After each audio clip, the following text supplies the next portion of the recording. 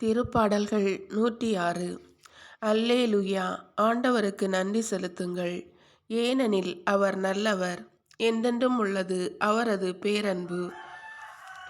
ஆண்டவரின் வலிமைமிகு செயல்களை யாரால் இயம்ப இயலும்? அவர்தம் புகழை யாரால் விளம்பக்கூடும்? நீதிநெறி காப்போர் பேறு பெற்றோர், எப்போதும் நேரியதே செய்வோர் பேறு பெற்றோர்.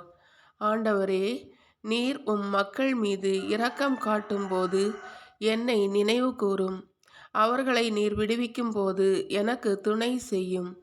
நீர் தேர்ந்தெடுத்த மக்களின் நல்வாழ்வை நான் காணும்படி செய்யும்.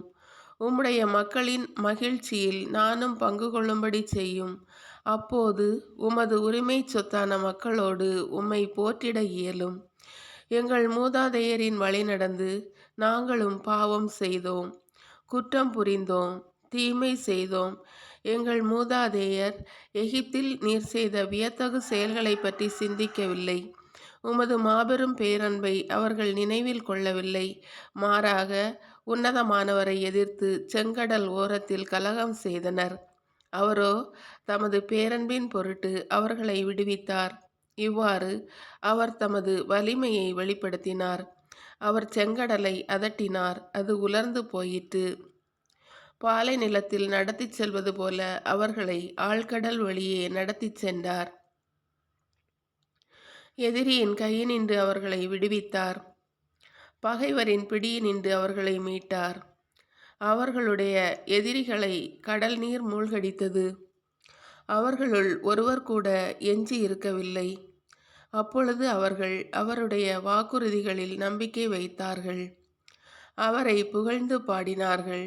ஆயினும் அவர் செய்தவற்றை அவர்கள் விரைவிலேயே மறந்துவிட்டார்கள்.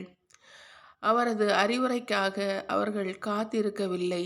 பாலை நிலத்தில் அவர்கள் பெருவிருப்புக்கு இடம் கொடுத்தார்கள். பால்வெளியில் அவர்கள் இறைவனை சோதித்தார்கள். அவர்கள் கேட்டதை அவர் அவர்களுக்கு கொடுத்தார். அவர்களின் உயிரை அளிக்குமாறு அவர்கள் மீது நோயை அனுப்பினார். பாளையத்தில் இருக்கும்போது மோசேயின் மீதும் ஆண்டவருக்காக திருநிலை பெற்ற ஆரோன் மீதும் அவர்கள் பொறாமை கொண்டார்கள். நிலம் பிளந்து தாத்தானை விழுங்கியது. அபிராமின் கும்பலை அப்படியே புதைத்துவிட்டது. அக்கும்பலிடையே நெருப்பு கொழுந்துவிட்டு எரிந்தது. தீயோரை தீப்பிழம்பு எரித்தது. அவர்கள் ஓரேபில் ஒரு கன்றுக்குட்டியை செய்து கொண்டனர். வார்ப்பு சிலையை விழுந்து வழங்கினர். தங்கள் மாட்சிக்கு பதிலாக புல் தின்னும் காளையின் உருவத்தை செய்து கொண்டனர். தங்களை விடுவித்த இறைவனை மறந்தனர். எகிப்தில் பெரியன புரிந்தவரை மறந்தனர். காம் நாட்டில் அவர் செய்த வியத்தகு செயல்களை மறந்தனர். செங்கடலில் அவர் செய்த அச்சுறுத்தும் செயல்களையும் மறந்தனர். ஆகையால் அவர்களை அவர் அழித்து விடுவதாக கூறினார். ஆனால் அவரால் தேர்ந்து கொள்ளப்பட்ட மோசே அவர் முன் உடைமதில் காவலர் போல் நின்று அவரது கடுஞ்சினம் அவர்களை அழிக்காதவாறு தடுத்தார். அருமையான நாட்டை அவர்கள் இகழ்ந்தார்கள். அவரது வாக்குறுதியில் நம்பிக்கை கொள்ளவில்லை. அவர்கள் தங்களின் கூடாரங்களில் முறுமுறுத்தார்கள். ஆண்டவரின் குரலுக்கு செவி கொடுக்கவில்லை. ஆகவே அவர் அவர்களுக்கு எதிராக தம் கையை ஓங்கி, நான் உங்களை பாலையு நிலத்தில் வீழ்ச்சியுறச் செய்வேன். உங்கள் வழிமரபினரை வேற்றினங்களிடையிலும் அந்நிய நாடுகளிடையிலும் சிதறடிப்பேன் என்றார். பின்னர் அவர்கள் பாகால் பெயோரை பற்றி கொண்டார்கள். உயிரற்ற தெய்வங்களுக்கு பலியிட்டவற்றை உண்டார்கள். இவ்வாறு தங்கள் செயல்களினால் அவருக்கு சினமூட்டினார்கள். ஆகவே கொள்ளை நோய் அவர்களிடையே பரவிற்று. பிணக்காசு கொதித்தெழுந்து தலையிட்டதால் கொள்ளை நோய் நீங்கிற்று. இதனால் தலைமுறை தலைமுறையாக என்றென்றும் அவரது செயல் நீதியாக கருதப்பட்டது. மெரிபாவின் ஊற்றின் அருகில் அவருக்கு சினமூட்டினார்கள். அவர்களின் பொருட்டு மோசேக்கும் தீங்கு நேரிட்டது. மோசேக்கு அவர்கள் மனக்கசப்பை ஏற்படுத்தியதால் அவர் முன்பின் பாராது பேசினார். ஆண்டவர் இட்ட கட்டளைக்கு மாறாக மக்களினங்களை அவர்கள் அழிக்கவில்லை. வேற்றினத்தாரோடு கலந்துறவாடி அவர்களின் வழக்கங்களை கற்றுக்கொண்டார்கள். அவர்களின் தெய்வ சிலைகளை தொழுதனர். அவையே அவைகளுக்கு கண்ணிகளாயின. அவர்கள் தங்கள் புதல்வர் புதல்வியரை பேய்களுக்கு பலியிட்டனர்.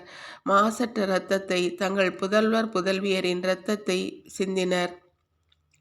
கானா நாட்டு தெய்வங்களின் சிலைகளுக்கு அவர்களை பலியிட்டார்கள். அவர்களின் இரத்தத்தால் நாடு தீட்டுப்பட்டது. அவர்கள் தங்கள் செயல்களால் தங்களை கரைப்படுத்தி கொண்டார்கள். தங்கள் செயல்கள் மூலம் வேசித்தனம் செய்தார்கள்.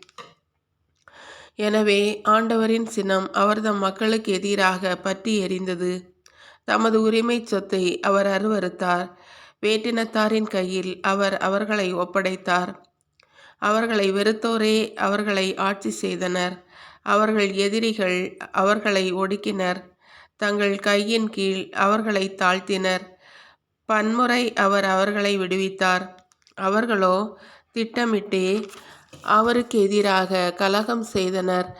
தங்கள் தீ செயல்களினால் அவர்கள் தாழ்நிலை அடைந்தனர்.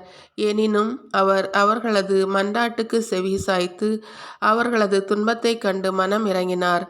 அவர்களுக்கு உதவுமாறு அவர் தமது உடன்படிக்கையை நினைவு கூர்ந்தார்.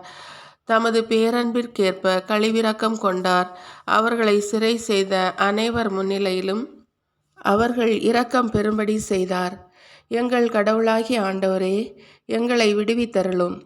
வேற்று நாடுகளினின்று எங்களை ஒன்று சேர்த்தருளும். அப்பொழுது நாங்கள் உமது திருப்பெயருக்கு நன்றி செலுத்துவோம். உம்மை புகழ்வதில் பெருமை கொள்வோம். இஸ்ரேலின் கடவுளான ஆண்டவர் ஊழி ஊழியாய் புகழப் பெறுவாராக.